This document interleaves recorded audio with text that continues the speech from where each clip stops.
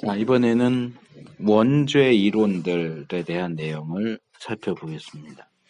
그러니까 죄가 이렇게 보편적이고 이렇게 강한 힘을 가지고 있는 근원적인 이유가 뭐냐? 어째서 모든 인간이 이런 죄의 권세 아래 들어가 있느냐라고 할 때 우리 이제 기독교 신학에서 근원적으로 다루는 것이 원죄에 대한 얘기입니다. 근데 모든 교파가 다 원죄를 인정하는 건 아니에요. 그러니까 이 원죄 이론은 특별히 우리 장로교 교단에서 조금 더 강하게, 특별히 칼빈주의에서 더 강하게 다루고 있고요. 이 뒤에서도 나오지만 이 칼빈주의는 이 원죄 이론에 많이 집중하고 있다 하는 얘기를 하는데요. 왜냐하면 칼빈주의의 가장 중요한 것은 하나님의 주권이에요. 그러니까 이제 칼빈주의에 대해서 따로 배울 시간이 있었을지 모르겠지만, 이제 칼빈주의를 왜 중요하게 보느냐 하면 칼빈이 중요한 사람이어서가 아니고 칼빈이 얘기하고 설명하는 내용이 그나마 성경에 아주 근접해 있기 때문에 그래요. 그렇기 때문에 우리가 칼빈주의를 받아들이는 거거든요. 그래서 하나님의 주권을 드러내고 하나님의 은혜를 드러내고 인간의 죄악됨을 정당하게 지적하고 하기 때문에 따르는데, 모든 신학자들이 그 칼빈주의를 따르는 건 아니란 말이에요. 그러다 보니까 이 원죄의 문제에 있어서도 칼빈주의와는 좀 반대 위치에 있는 다른 신학적인 입장이 있는데, 그 대표적인 것이 여기 있는 것처럼 펠라기우스주의가 있고요. 그 다음에 알미니안이라고 하는 알미니우스주의가 있고요. 이 에릭슨이 이 책에서 그건 설명을 잘 해놨어요. 그래서 완전히 정반대고요. 알미니안주의는 이것도 여기서 이제 설명을 하지만, 알미니안주의는 이제 입장이 좀 몇 개로 갈라지는데 그 중에 여기서는 가장 온건한, 가장 부드러운 것을 소개한다 그렇게 했는데, 온건한 알미니안주의는 칼빈주의와 펠라기우스주의의 중간 정도의 위치에 있어요. 네. 그리고 지금 이 책의 저자인 밀라드 에릭슨은 또 침례교다 보니까 또 침례교의 독특한 입장이 또 이 부분을 설명하면서 나오고 있고요. 그래서 그 내용들을 조금 살펴보려고 합니다. 일단 기본적으로 원죄 이론이라고 하는 것은 간략하게 요약하면 이겁니다. 우리의 첫 조상인 아담과 하와가 하나님의 명령을 어기고 선악과를 따먹는 것을 통해서, 그것이 이제 타락이죠. 그 타락을 통해서 죄인이 되었고, 그렇기 때문에 아담과 하와의 후손인 모든 인간은 아담 하와 안에서 죄인이 되어버렸다. 그래서 태어나면서부터 죄인으로 태어난다. 이게 원죄 이론이에요. 이제 원죄 이론, 여기서 이분은 그렇게 다루지 않지만 보통 기본적인 신학에서는 원죄 그러면 당장 따라 나오는 게 죄책과 오염이에요. 이제 중간중간에 나오기는 해요. 따로 항목이 돼서 나오진 않지만, 죄책은 뭐냐? 죄에 대한 책임입니다. 죄를 지었으니까 죄에 대한 책임을 져야 되는 거예요. 근데 죄에 대한 책임을 어떻게 지느냐? 죄의 삭은 사망이에요. 그러니까 죄책은 결국 사망인 거예요. 죄에 대한 책임을 진다는 얘기는 죽어야 한다. 그 다음에 오염은 말 그대로 오염이에요. 오염물질, 방사능 오염, 이렇게 생각하면 돼요. 그러니까 죄에 의해서 오염이 돼서 나면서부터 오염된 상태로, 기형아처럼 나면서부터 죄에 오염된 상태로 태어나는, 그러니까 나면서부터 죄인으로 태어난다는 얘기는 죄에 오염된 상태로 태어난다는 거예요.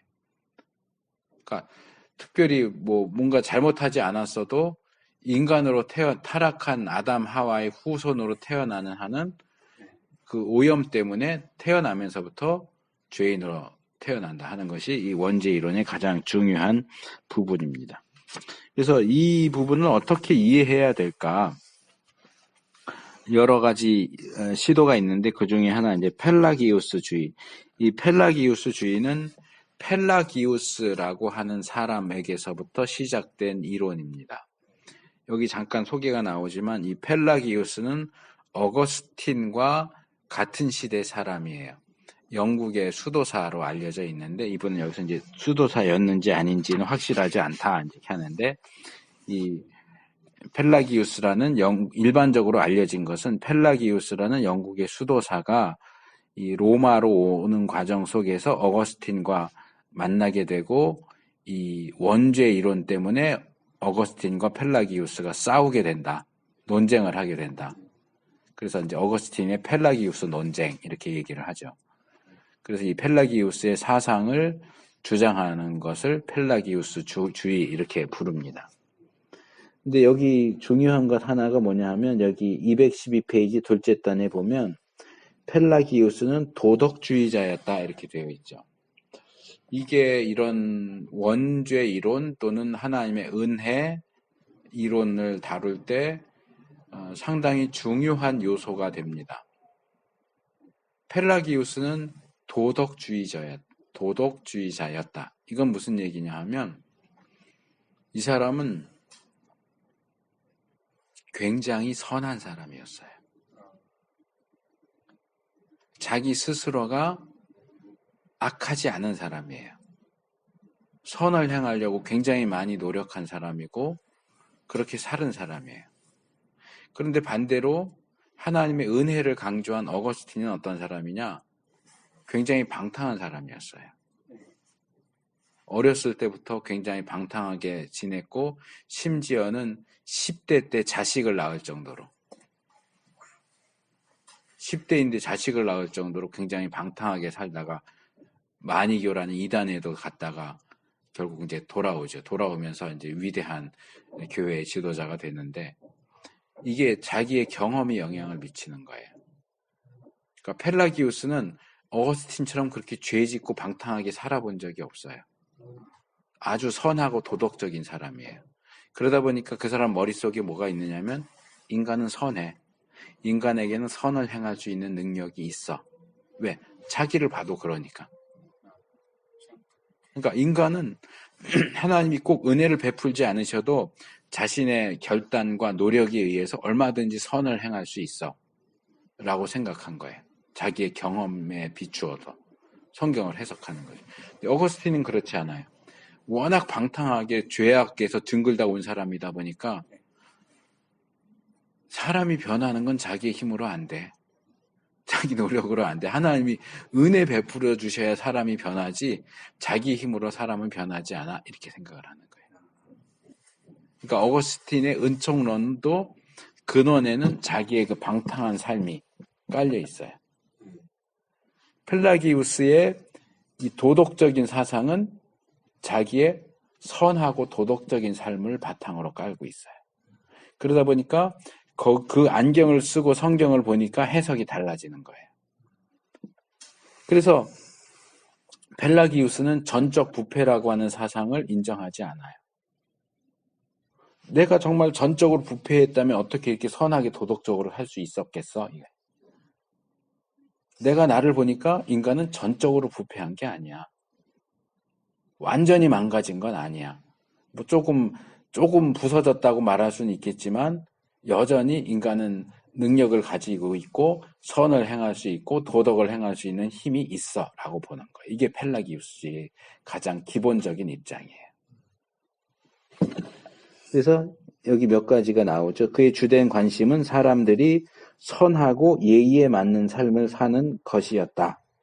그래서 인간 본성에 대해 지나치게 부정적인 견해, 이 전적 타락에 대한 그런 교리가 인간 행위에 오히려 불리한 영향을 끼쳐왔다고 보았다.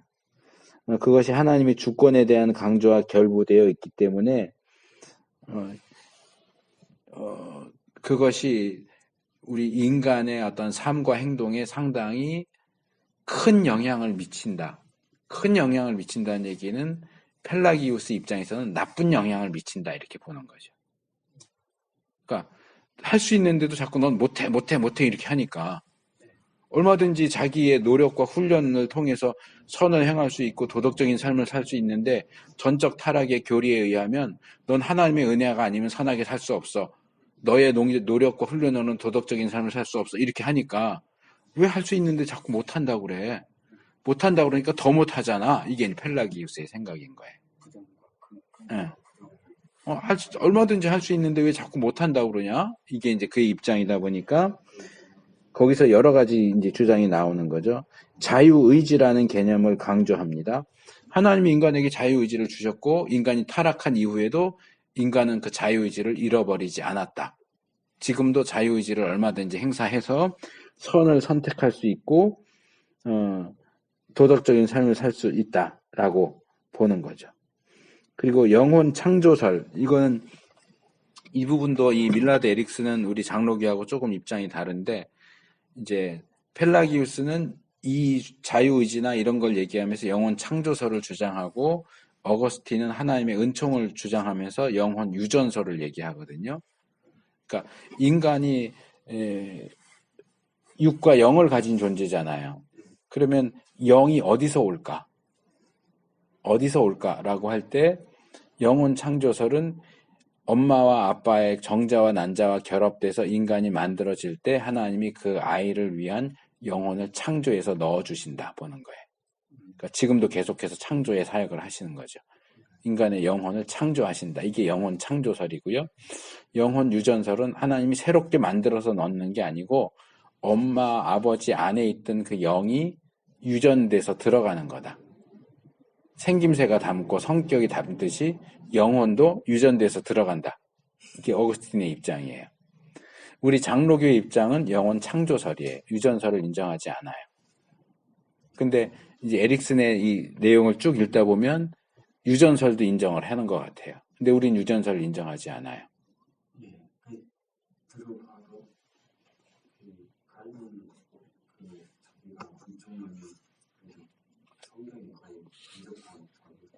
예, 그렇죠.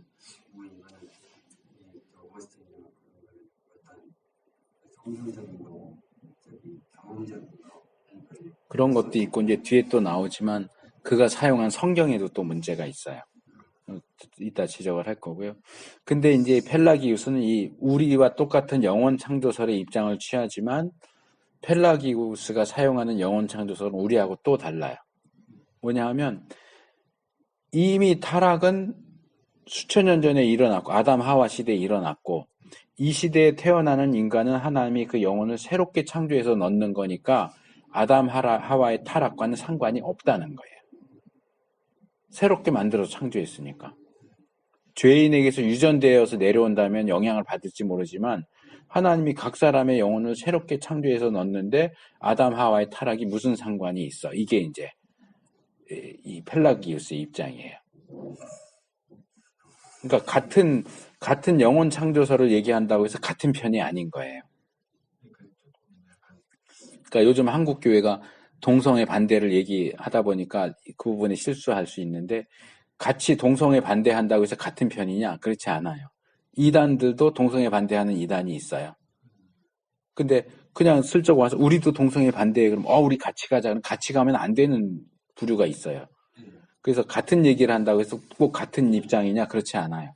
똑같이 영혼 창조설을 주장하지만 우리 장로교에서는 영혼 창조설이 인간이 자유의지가 여전히 남아있고 전적 타락이 아니라는 것과 연결시키지 않아요.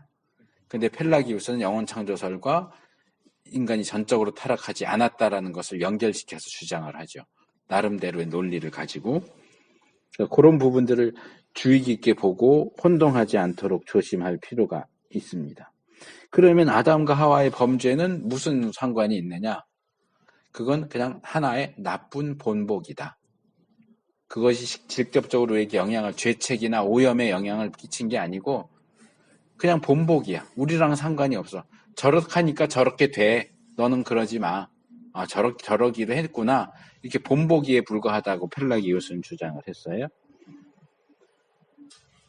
그래서 만일 아담의 죄가 모든 인간들에게 직접적으로 영향을 미치지 못한다면 하나님의 은혜가 각 개인의 마음 안에서 특별히 사역할 필요가 없다. 당연한 논리죠.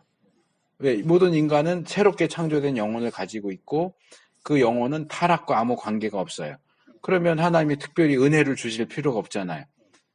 처음 새롭게 창조된 그 자유의지와 그 선을 가지고 그냥 선을 행하고 도덕을 행하면 되잖아요. 그러니까 은혜론이 약화될 수밖에 없는 거예요. 인간의 자유의지를 강조하다 보니까 하나님의 은혜가 약화되고요. 그래서 펠라기우스가 은혜라고 말할 때는 칼빈주의에서 말하는 은혜하고는 다른 내용을 가지게 돼요. 펠라기우스가 말하는 은혜는 자유의지, 이성을 통해서 하나님을 이해할 수 있는 것, 모세와 예수가 가르친 율법, 또 세례 가운데 어른들에게 주어지는 용서의 은혜, 이런 것들을 은혜라고 부르지, 죄인인 인간이 예수님을 믿을 수 있도록 그 죽어있는 영혼을 살려주시는 은혜, 이런 개념이 아니에요. 그러니까 똑같이 은혜라는 단어를 쓰지만 펠라기우스 주의에서 얘기하는 은혜는 우리가 사용하는 은혜와 의미가 달라요. 그러니까 이제 조직 신학을 하다 보면 학자들이 여럿 있으니까 각각 어디에 있느냐, 이 사람이 어느 교파에 속했고 어느 학교에서 공부했고 어떤 신학적인 입장을 취하고 있느냐에 따라 다 달라요. 그런 것들을 구분해서 봐야 돼요. 똑같이 은혜라 그런다고 해서 그래 은혜 그리고 박수 딱 하이파이브 하고 그러면 안 돼. 그 사람이 어떤 입장인가를 봐야 돼.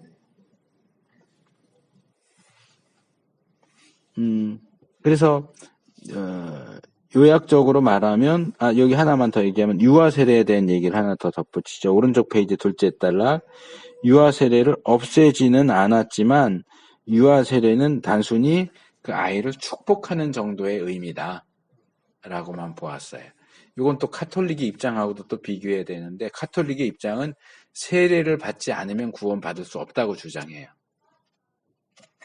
카톨릭은 그래요. 세례 안 받으면 구원받을 수가 없어요. 성찬에도 참여하지 않으면 구원을 못 받아요. 네, 카톨릭의 입장은 그래요.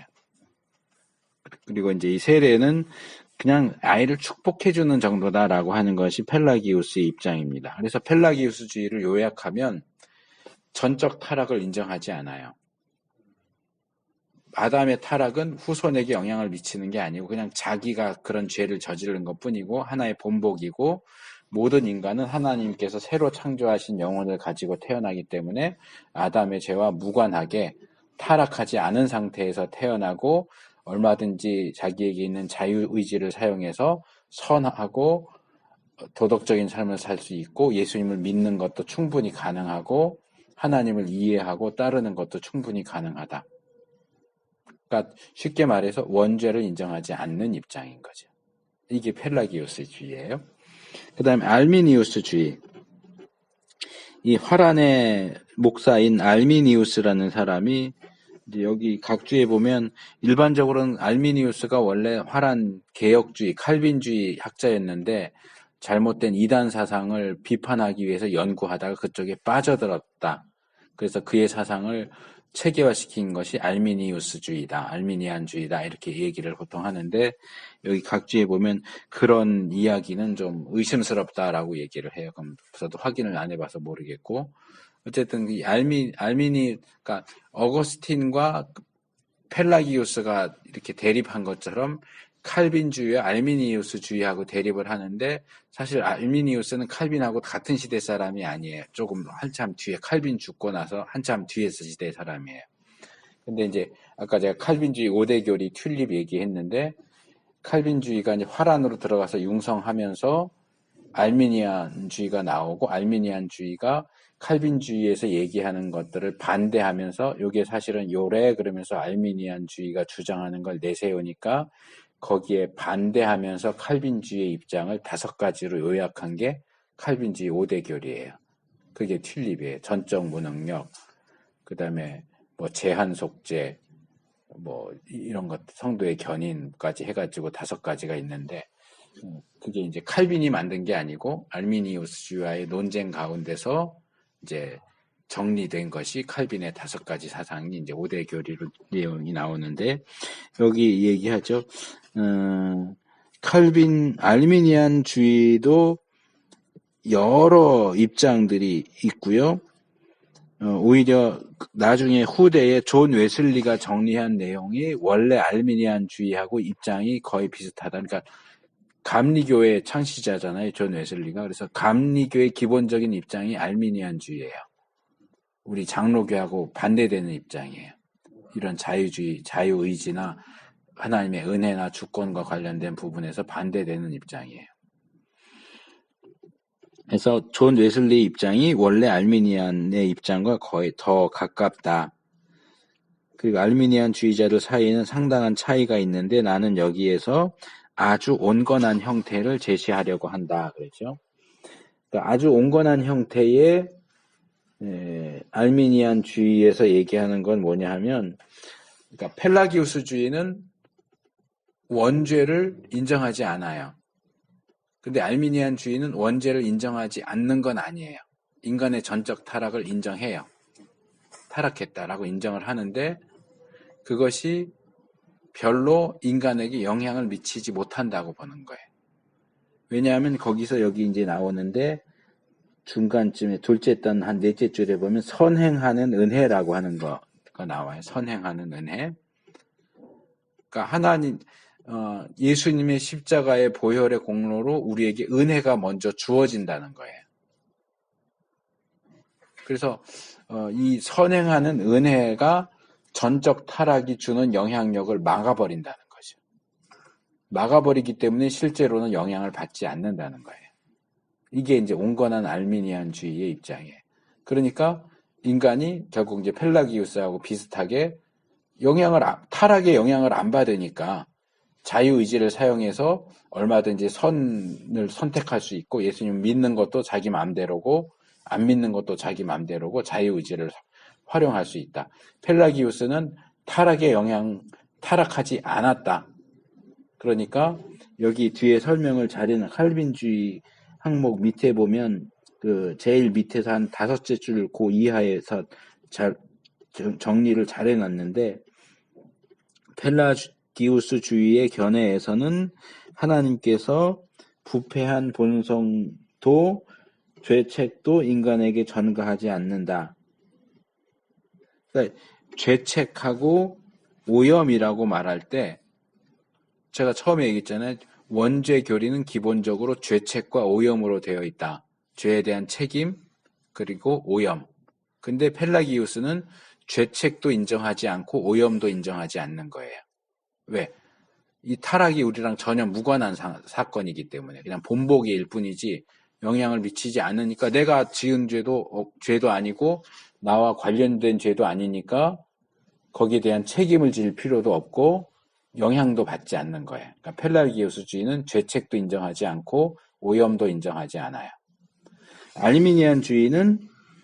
알미니안주의의 견해에서는 하나님께서 인간에게 부족한 본성을 전가하기는 하지만 죄책을 전가하지 않는다. 그러니까 죄책은 인정하지 않고 오염은 인정해요. 그러니까 그 원죄라고 할 전적 타락이 이루어졌고 그것이 우리에게 영향을 받았기 때문에 태어날 때 오염된 상태로 태어나기는 하지만 선행하는 은혜가 죄에 대한 책임을 막아버려요. 그렇기 때문에 죄에 대한 책임은 지지 않아도 된다는 거예요. 이게 알미니안주의, 그러니까 중간 입장이라고 그랬잖아요. 칼빈주의는 죄책도 인정하고 오염도 인정해. 이렇게 정리하면 돼요. 죄책, 오염. 원죄는 죄책과 오염인데 펠라기우스주의는 죄책도 오염도 다 X. 다 인정하지 않아요. 칼빈주의는 죄책도 O, 오염도 O 둘 다 인정하고 알미니안주의는 오염은 인정하는데 죄책은 인정하지 않는다. 정리를 아주 잘 해놨어요. 그래서 인간이 죄의 오염 때문에 죄인으로 태어나기는 하지만 선행하는 은혜 때문에 그 영향을 많이 받아서 죽고 이렇게 하지 않기 때문에 죄책을 받지는 않기 때문에 얼마든지 자유의지를 가지고 행동할 수 있다라고 하는 게 알미니안주의예요. 그 칼빈주의에서는 그 부분에서 불가항력적 은혜라는 걸 얘기하거든요. 전적 타락, 제한적 속죄, 불가항력적 은혜. 하나님이 우리에게 죄인인 인간에게 은혜를 베푸시면 인간은 그걸 거부할 수가 없어요. 불가항이라는 게. 저항할 수 없는 은혜. 하나님이 부르시면 갈 수밖에 없어요. 근데 알미니안주의에서는 저항할 수 있다는 거예요. 자유의지에 따라서. 하나님이 부르셔도 저 싫어요. 그럼 안 갈 수 있다는 거예요. 칼빈주의에서는 싫어요. 그럴 수가 없다는 거예요. 네. 이제 그런 점에서 차이가 있습니다. 칼빈주의로 넘어오면 칼빈주의는 다른 신학 학파보다 더 많은 관심을 원죄에 기울입니다. 그래서 칼빈주의에서 보는 원죄는 아담 하와 개인이 저지른 독립적인 죄임과 동시에 모든 인간이 저지른 죄이기도 하다. 모든 인간의 죄이기도 하다. 펠라기우스는 그건 아담 하와가 개인적으로 지은 거지 우리랑 관계가 없어. 이렇게 얘기하는 거고, 알미니우스는 아담 하와 개인이 지은 것이 우리에게 영향을 줘서 우리가 죄인으로 태어나긴 하지만 우린 거기에 대한 책임을 질 필요는 없어. 왜? 선행하는 은혜 때문에. 칼빈주의는 오염도 됐고 죄 책임도 있어 라고 얘기를 하는 거죠. 그래서 칼빈주의는 이제 가장 이 가운데서 성경적인 입장이 가깝다라고 하는 걸 얘기하면서 이제 로마서나 이런 데 나오는 내용과 연결을 시키죠. 바울이 로마서에서 뭐라고 얘기해요? 아담 한 사람이 범죄함으로 죄가 이 세상에 들어왔고 사망이 왕노릇하게 됐고, 그러면서 또한 모든 사람이 죄를 범했기 때문에 죽는다. 그래서 아담의 범죄와 모든 사람의 범죄를 같이 연결시키고 있죠. 그래서 이걸 어떻게 이해할 것인가에 대한 논의가 좀 되는데, 여기 이제 언약의 원리하고 자연적 원리를 두 가지로 얘기를 합니다. 이건 이제 보통 구약학에서는 대표의 원리라고 불러요. 그러니까 이 언약의 원리는 아담이 하나님과 언약을 맺었는데 모든 인간은 아담 안에 있다는 거예요. 아담 언약 안에 있기 때문에 이제 쉽게 말하면 이런 거예요. 자, 아버지가 사업을 하다가 부도가 났어요. 다 날렸어요. 그러면 아들, 딸이 있는데 아들, 딸은 자기가 부도 낸 거 아니니까 여전히 부유하게 살 수 있을까요? 아버지가 부도 냈어요. 아들, 딸이 부도 낸 게 아니야. 근데 아버지가 부도 내면 그 집 가족이 다 같이 망하는 거잖아요. 같이 가난해지잖아요. 그러니까 가장인 아담이 범죄하니까 그 범죄의 영향을 그 후손 대대로 똑같이 다 망하는 거예요. 다 망해서 그 죄의 영향을 받는 거예요. 이게 대표의 원리예요. 아담이 대표이기 때문에. 네. 그러니까 아담 언약 안에 있는 모든 사람은 아담에게 속해 있기 때문에 아담의 영향을 받는다. 아담의 타락에 영향을 받는다. 이게 언약의 뭐라고 돼 있지? 언약적 머리됨이 얘기하는 거고요. 자연적 머리됨은 이게 어거스틴이 얘기하는 건데요. 이게 이제 영혼 유전설하고 관련이 돼요. 아담이 실제로 범죄할 때 아담의 뱃속에 우리 모두가 실제로 들어 있었다고 보는 거예요. 그러니까 이런 얘기 하잖아요. 히브리서에도 그 얘기 나오는데 아브라함이 전쟁에서 돌아오다가 멜기세덱을 만나서 11조를 주죠.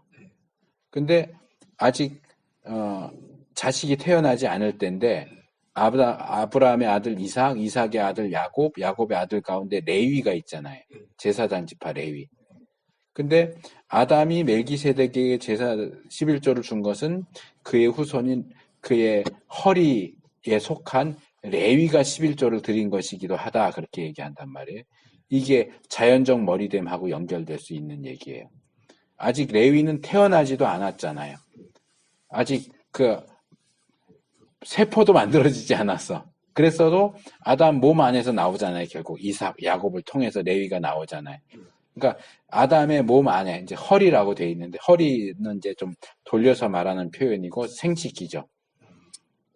아담의 생식기 안에 이미 이삭도 야곱도 레위도 있었다고 보는 입장이죠. 그러니까 그런 입장 속에서 아담의 허리 안에 생식기 안에 수천 년 후에 태어날 우리도 거기 있었다는 거죠. 이미 하나의 점처럼 있었기 때문에 아담이 범죄했을 때 우리도 범죄한 것이 된다라고 하는 게 어거스틴의 입장이에요. 그러니까 그 유전되는 요소가 아담의 허리 안에 있었고 아담과 하와가 관계하면서 아이를 낳을 때 그 요소가 들어가고 연결되고 유전돼서 결국 내가 나온 거다. 이게 이제 아담의 그 어거스틴의 입장인데 이 어거스틴의 입장은 어디서 나오느냐 하면 여기 어디 설명이 나왔었는데 여기 216페이지에 보시면 제일 밑에 단락 보면 아우구스티누스는 F호, 헬라어로 F호, 여기 이제 때문에 F호를 뭐뭐 안에서라고 이해했어요. 왜냐하면 어거스틴이 사용한 성경은 라틴어 성경이에요. 불가타라고 하는 라틴어 성경이에요. 어거스틴은 원어를 몰랐어요. 원어를 몰랐기 때문에, 히브리어 헬라어를 몰랐기 때문에, 헬라어까지 내가 정확히 기억이 안 나고 확실하게 히브리어는 몰랐던 건 확실한데, 원어를 몰랐기 때문에 라틴어로 된 성경을 읽을 수밖에 없었어요. 그래서 라틴어로 된 성경의 기초에서 교리를 주장을 한 거예요. 근데 제가 전에도 얘기했지만 모든 신학적 논의는 원문의 기초에서 한다. 구약은 히브리어 성경, 신약은 헬라어 성경. 라틴어 성경 가지고도 하면 안 돼요. 그런데 라틴어 성경이 이 부분을 잘못 번역을 한 거예요. 잘못 번역해서 이 F호를 because 번역을 해야 되는데 in whom으로 번역을 한 거예요. 말하자면. 안에서. 아담 때문에를 아담 안에서라고 번역을 했고, 어거스틴은 아담 안에서라고 읽으니까 아담이 범죄할 때 우리가 아담 안에 있었구나 이렇게 주장을 하면서 영혼 유전설을 주장을 하는 거예요. 그러니까 우리는 이 해석 자체가 잘못됐기 때문에 받아들이질 않는 거예요. 이건 안에서가 아니거든요. 때문에지. 그러니까 우리가 그 안에 있었다라고 하는 영혼 유전설은 우리 장로교 교리에서는 인정하지 않습니다. 근데 여기서 어거스틴이 잘못된 성경 표현을 가지고 이걸 주장했다는 걸 지적하면서도 뒤에 가면 이 에릭스는 영혼 유전설을 인정을 해요. 우리로선 받아들일 수 없는 주장이에요. 그래서 다시 위에서 둘째 줄 보면 이런 접근은 영혼의 기원에서 영혼 유전설과 관련되어 있다. 영혼 유전설에 따르면 우리는 우리의 육체적 본성을 받는 것과 똑같이 우리의 영혼을 우리의 부모로부터 전달받는다.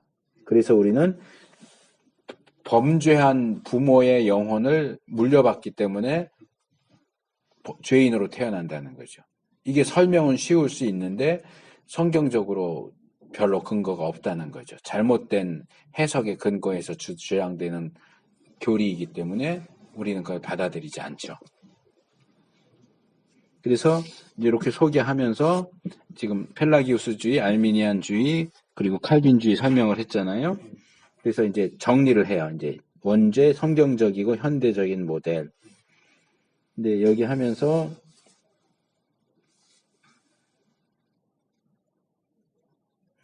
여기서 이제 몇 가지 문제를 삼죠. 기본적인 원죄에 대한 기본적인 생각은 같아요. 아담 하와의 타락이 모든 아담 하와에게 속한 모든 인간에게 영향을 미쳐서 죄에 대한 책임과 오염을 받도록 만들었다라고 하는 건데, 여기서 이제 몇 가지 이의 제기를 하는 것이 뭐냐 하면, 아담 아래에 있는 사람은 아담의 영향을 받아서 죄인이 되죠. 그리스도 안에 있는 사람은 그리스도의 영향을 받아서 의인이 되죠. 구원을 받죠. 근데 그리스도의 영향을 받는 것은 자연적으로 되지 않는다는 거예요. 아담 안에 있는 건 우리가 선택하지 않아요. 나 아담의 후손이 돼야지. 그러지 않아요. 그냥 모든 인간은 아담의 후손이기 때문에 자기가 의지를 담아서 선택하지 않아도 아담의 후손으로 태어날 수밖에 없고, 아담의 후손이다 보니까 내가 원하든 원치 않든 죄인으로 태어나요. 그런데 그리스도인이 되는 것은 자연적으로 되지가 않아요. 의지로 예수님을 믿기로 선택해야 그리스도 안에 속하게 되는 거고 구원을 받을 수가 있죠. 그러면 이게 서로 왔다 갔다 한다고 할 때 아담 이야기가 맞다면 예수님의 경우도 그래야 되지 않느냐는 거죠. 그리스도 안에 속해서 구원받는 것도 의지적으로 선택을 하지 않아도 자동적으로 모두가 구원받게 되어야 하지 않느냐. 그리스도 안에 있는 것이 의지적인 선택에 의해서 구원받는 것으로 작용한다면 아담에게 속하는 것도 의지적인 선택을 통해서 되어야 하는 게 아니냐. 논리적인 문제를 대두시키고 있는 거예요. 여기서 제시를 하면서 이제 조금 애매한 얘기를 하고 있어요.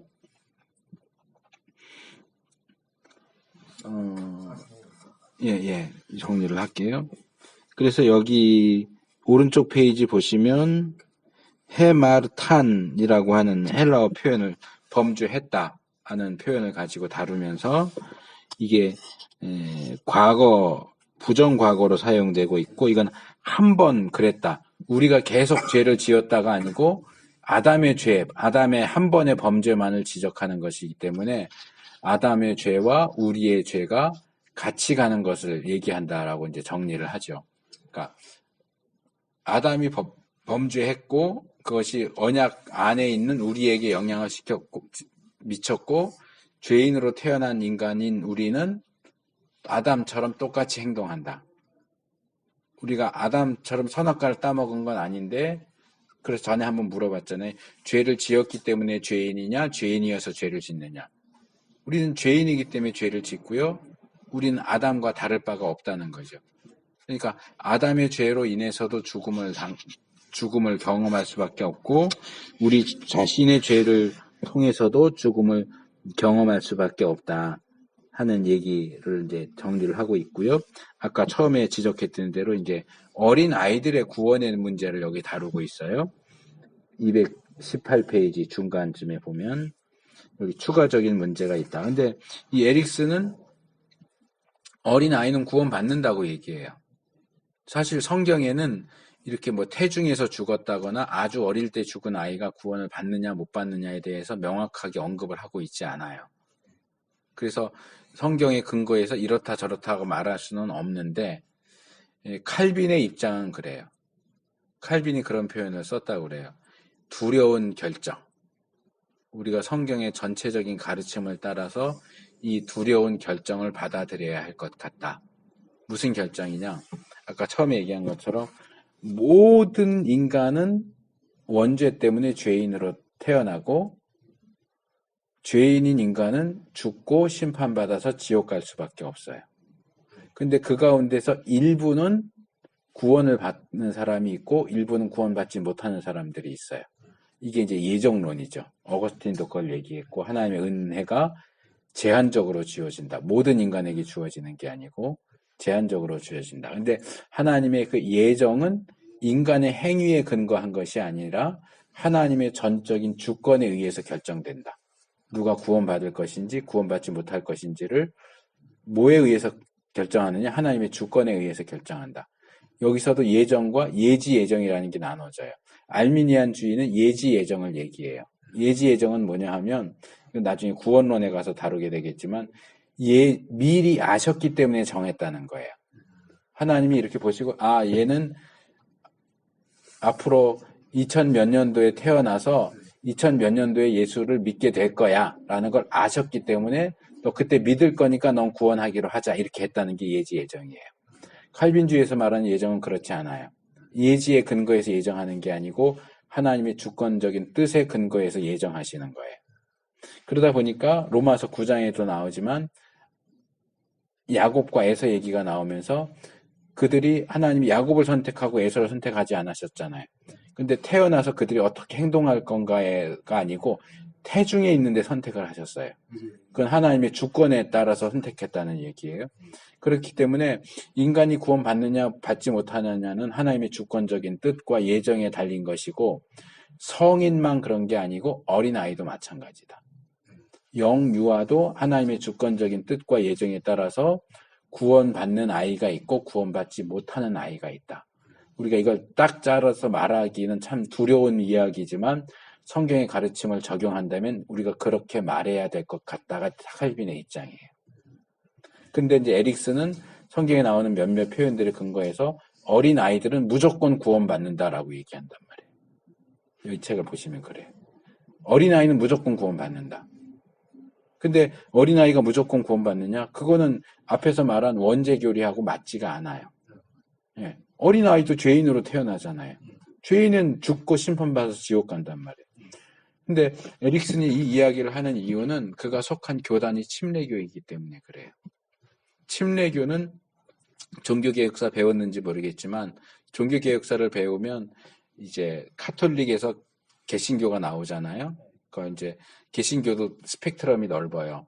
루터가 있고 루터보다 좀 더 좌익에는 우익에 쯔빙글리가 있고 중간에 칼빈이 있어요. 아주 좌익에는 급진 종교개혁이라고 해서 제세례파가 있어요. 제세례파가 침례교의 전신이에요. 그러니까 침례교는 제세례파를 굉장히 온건하게 만든 게 침례교거든요. 제세례파의 기본적인 입장은 왜 제세례파 또는 제침례파라고 하냐면 기존 교회에서 세례받은 거 다 무효야. 우리한테 오면 세례 다시 받아. 이거예요. 그리고 유아 세례를 인정하지 않아요. 왜? 성인이 돼서 자기가 판단해서 내가 예수님을 믿어야 되겠다라고 의지적인 결단에 의해서 세례받는 게 아니면 무효라고 보는 거예요. 그래서 다른 데서 얼렁뚱땅 세례받은 거 다 무효니까 세례 다시 받아. 그래서 종교개혁이 무너질 것 같기 때문에 루터나 칼빈도 제세례파를 반대했거든요. 제세례파는 카톨릭에서도 핍박받고 프로테스탄트에서도 핍박받고 많이 죽었어요. 근데 제세례파의 기본 입장이 그렇거든요. 그러니까 아이가 자라서 자기 이성적인 판단을 통해서 예수님을 믿겠다라고 하기 이전인데 죄인으로 태어났다고 해서 다 지옥 가라 하는 건 지나치지 않냐라고 하는 게 침례교의 기본 입장인 거예요. 그리고 칼빈주의처럼 하나님의 주권이나 예정을 인정하지 않으니까 하나님의 주권과 예정에 따라서 구원받는 아이가 있는가 하면 구원 못 받는 아이가 있다라고 얘기하지 않은 거예요. 그래서 아이들은 무조건 구원받는다. 근데 이 부분은 우리 장로교나 칼빈주의의 입장하고는 굉장히 많이 다르기 때문에 그 부분을 좀 주의해서 볼 필요가 있습니다. 그래서 이 책에 있는 내용 여러 차례 나와요. 계속 여기 218페이지부터 해서 219페이지에도 나오고 계속 이 어린아이의 구원에 대한 얘기가 계속 나오는데 이 부분은 이 교단적인 차이 때문에 오는 거기 때문에 이런 거는 이 장로교에서 사용하는 루이스 벌콥이 쓴 책이라든가 그런 책들을 좀 참조하시는 게, 그러니까 개혁주의에서 말하는 구원론을 봐야 좀 수정이 되고 균형이 잡힐 것 같아요. 그러니까 우리 장로교의 신학적인 입장을 칼빈주의라고도 말하고 개혁주의라고도 말해요. 그러니까 칼빈주의 내지는 개혁주의 입장에서 이 어린아이의 구원에 대해서 뭐라고 말하고 있는가. 그러니까 루이스 벌콥이라든지 뭐 박형용 박사 책이라든지 그런 데서 뭐라고 말하고 있는지를 한번 찾아보시면 도움이 될 거예요. 그러니까 이거는 굳이 살 필요는 없고 기독교 서점 같은 데 가서 그 항목만 이렇게 찾아서 한번 읽어보면 이제 좀 도움이 될 것 같아요. 자, 오늘 여기까지 합시다.